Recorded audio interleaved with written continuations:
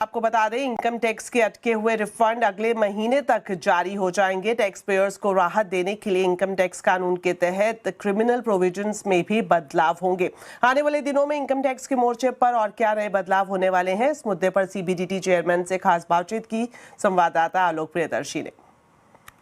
हर साल टैक्स में बड़ी कटौती की उम्मीद तो नहीं थी इस बार, लेकिन कई सारे मोर्चे पर आप लोगों ने बदलाव किए हैं जिससे कि जो टैक्स पेयर्स है, चाहे कंपनियां हैं चाहे जो इंडिविजुअल टैक्स पेयर्स हैं, उनको रिलीफ मिले। अगर हम कहें कि टॉप 3 अगर आप बताएं तो वो कौन कौन से होंगे?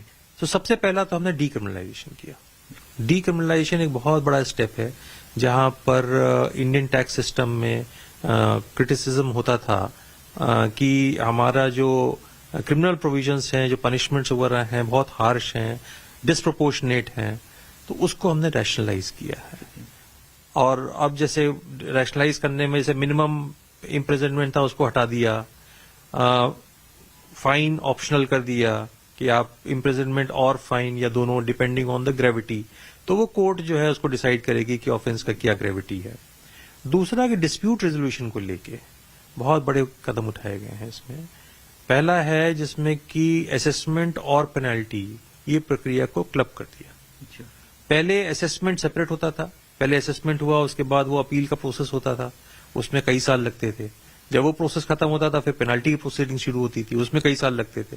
तो करदाता के लिए भी वो एक बहुत ही एक डिफिकल्ट प्रोसेस होता था। विभाग में भी लिटिगेशन की पेंडेंसीज होती थी, तो दोनों के ध्यान में रखते हुए अल्टीमेटली उसको क्लब कर दिया तो लिटिगेशन आधा हो जाएगा। पहले जहां 2 प्रोसीडिंग होती थी अब 1 प्रोसीडिंग हो जाएगी और कंसिस्टेंसी होगी। दूसरी इसी दिशा में जो कदम उठाया है कि हर एक स्टेप पे अब करदाता को ये ऑप्शन है कि अगर वो चाहें तो एडिशनल टैक्स देके और उसको आगे अपील में ना जाए और वहीं पर ही मैटर को रिजॉल्व कर दें। रिफंड में को लेकर अभी भी बहुत शिकायतें हैं।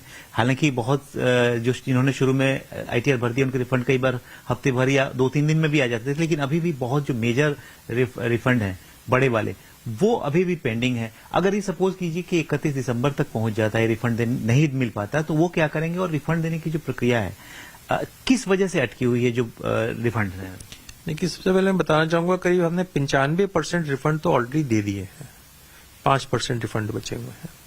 और वो इसलिए थे क्योंकि जब हम लोगों ने अपने डेटा एनालिटिक्स किया, एआई से जब हम लोगों ने एनालिसिस किया तो उसमें पाया कि कुछ कैटेगरी ऐसी है, क्लेम्स ऐसे हैं जहां पर लग रहा है कि गलत क्लेम हुए हैं रिफंड।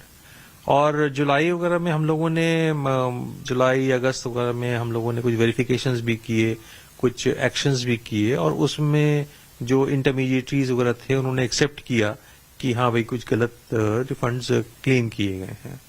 तो उसके लिए आइडेंटिफाई करके और ऐसे केसेस को जो हाई वैल्यू रिफंड्स के थे उनको रोक के उनको फिर से वेरिफिकेशन किया। मैं आपको बताऊं कि ये जो नज एक्सरसाइज हुई नवंबर दिसंबर में, उससे लोगों ने रिवाइज किया अपने रिटर्न्स को, अपडेट किया और 1750 करोड़ के रिफंड के क्लेम को कम किया गया।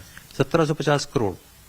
और ओवरऑल जो नज कैंपेन हुआ उसमें 2 साल में 1.11 करोड़ टैक्स रिटर्न्स या तो अपडेट किए गए या रिवाइज किए गए, और उसमें एडिशनल टैक्स जो आया, इम्प्लीकेशन जो है 8,800 करोड़ का है। तो ऐसा नहीं है कि वो सिर्फ ऐसे ही रोक लिए गए रिफंड्स। अब अप्रोच गोइंग फॉरवर्ड ये है, हमने नज कर दिया, नज करने के बाद लोगों ने रिस्पांस किया है उसके बारे में। जिन्होंने रिस्पॉन्ड कर दिया है उनके रिफंड्स को जो है आगे फिर से प्रोसेस कर दिया जा रहा है। गोइंग फॉरवर्ड मेरा विश्वास है कि 1 महीने के अंदर हम काफी कुछ रिफंड्स को क्लियर कर देंगे। चलिए।